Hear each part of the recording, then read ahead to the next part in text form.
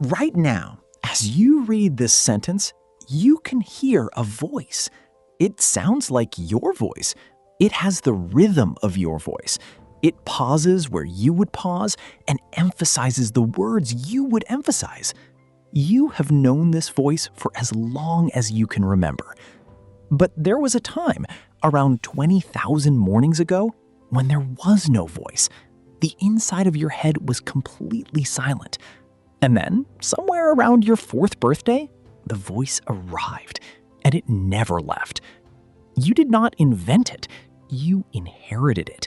And once you understand where it came from, you cannot unhear it. Chapter 1: The Sound That Wasn't Designed. Almost nothing about being human was actually invented. Fire was discovered. Tools were stumbled into. Music was already humming through bones long before anyone had a word for music. Language is the strangest one of all, because nobody designed it and nobody taught it to the species. It emerged. It grew like moss on the side of social life. And the moment it could carry any weight, it became the thing humans used to do everything else. The clearest proof of this happened in Nicaragua in 1977. The country opened its first school for deaf children.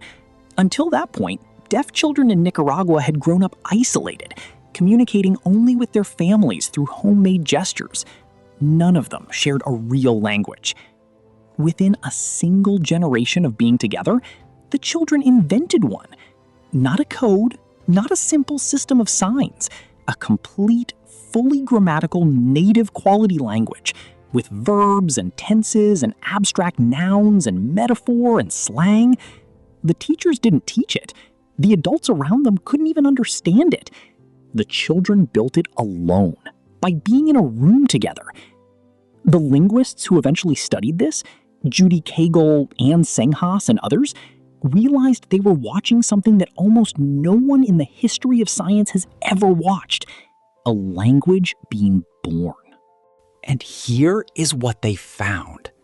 Language doesn't need to be designed. It needs to be needed. When enough minds are pressed against each other with no other way to reach each other, words come out of the pressure like sweat. We are not a species that learned to speak.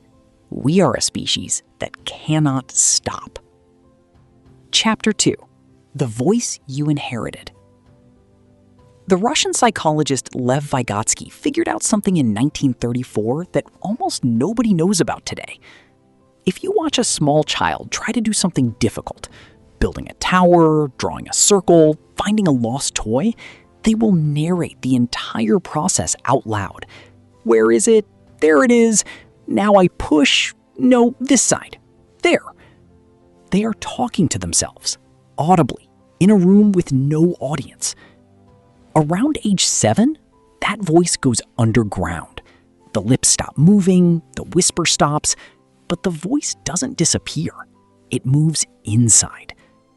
Vygotsky's claim, which is now mostly accepted by developmental psychologists, is that the voice in your head is not something your brain generated by itself. It is the externalized social speech of childhood, internalized. The first voice you ever talked to yourself in was a voice you had heard somebody else use first. Your mother saying your name, your father correcting your grammar, a teacher counting to 10, a friend on a playground, a character in a book your grandmother read to you 40 years ago. All of those voices were absorbed, layered, blended, and eventually compressed into the single voice you now experience as you. The I that is reading this sentence is not a thing your brain invented. It is a chorus of every person who ever talked to you when you were small. In a series of studies starting in the early 2000s, a psychologist named Russell Hurlburt did something nobody had done before. He gave people a beeper, asked them to wear it for a week, and every time it went off, they had to immediately write down exactly what was in their head at the moment of the beep. What he found was strange. Some people were talking to themselves almost constantly. Some people had an inner voice less than 10% of the time. A few people had no inner voice at all. The voice in your head is not a fact about being human. It is something some humans have and some humans don't. And the ones who have it inherited it from the room they grew up in. Chapter 3. What you were before you had words. In 1908, Helen Keller, who lost her sight and hearing at 19 months old and did not learn language until she was almost 7, wrote something most people have never read. She wrote about what she was before she had words. She said this: before she had language, she did not know she existed. She did not have a sense of self.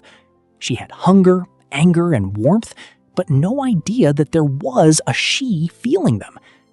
The day her teacher pressed her hand under cold water and spelled the word water into her palm, that, she wrote, was the day I was born.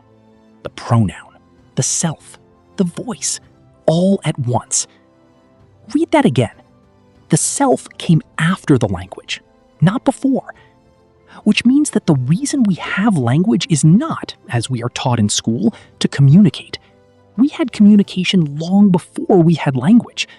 Babies cry, lovers touch, crowds chant, dogs know. We can transmit almost anything we feel in real time without a single word. What we cannot do without language is talk about things that aren't here. The yesterday, the tomorrow, the argument we wish we'd had, the version of ourselves that doesn't exist yet. Language is not the bridge between two people in a room. It is the bridge between you and a moment that is not happening right now.